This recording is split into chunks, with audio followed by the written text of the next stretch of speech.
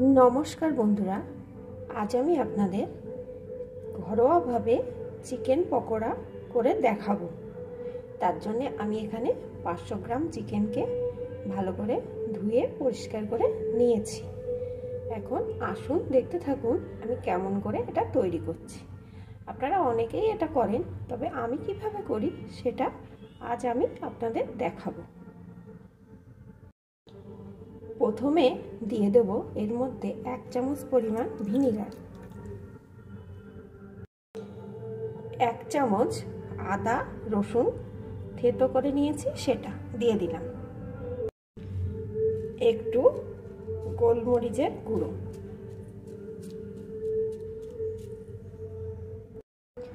লাল লঙ্কার গুঁড়ো, ঝালটা আপনারা যে যার স্বাদ মতন বুঝে দেবেন,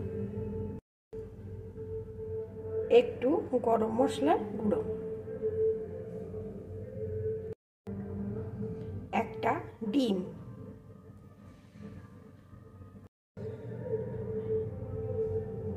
মাঝারি রকম চামচে 2 চামচ ময়দা দিয়ে দেব,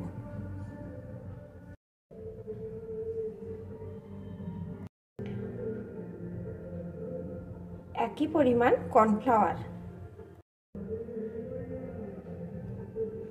এখন সবকিছু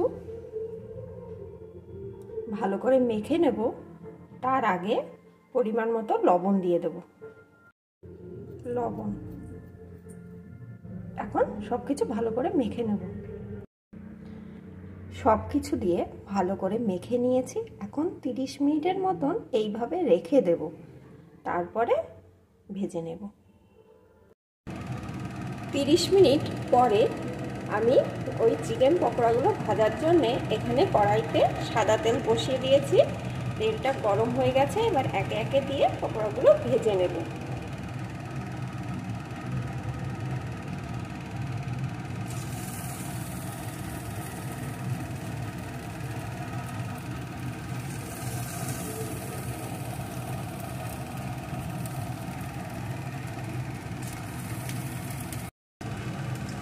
অল্প আছে, আস্তে আস্তে করে ভেজে নেব।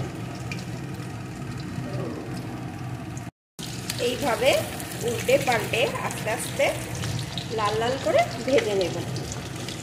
বন্ধুরা, আপনারা কিন্তু অনেকেই ভিডিও দেখছেন, কিন্তু একটা লাইক দিচ্ছেন না, হয়তো ভুলে যাচ্ছেন। আপনারা প্রথমে একটু লাইক দিয়ে ভিডিওটি দেখবেন।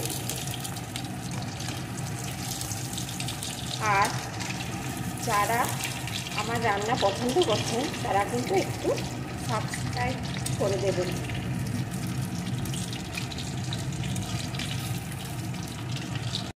এখানে আমার পকোড়াগুলো ভাজা হয়ে গেছে, এবার এক এক করে তুলে নেব।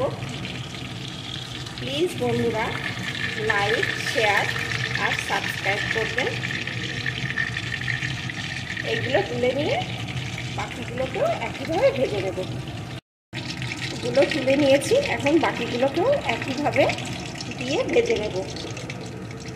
আপনারা অনেকে অনেক রকমভাবে পকোড়া বানান, তবে আমার মতন করে কে তৈরি করেন আমাকে কমেন্ট করে জানাবেন। আর যারা করেন না তারা একবার আমার মতন ভাবে তৈরি করে দেখবেন কেমন লাগে, আর আমাকে কমেন্ট করে জানাবেন।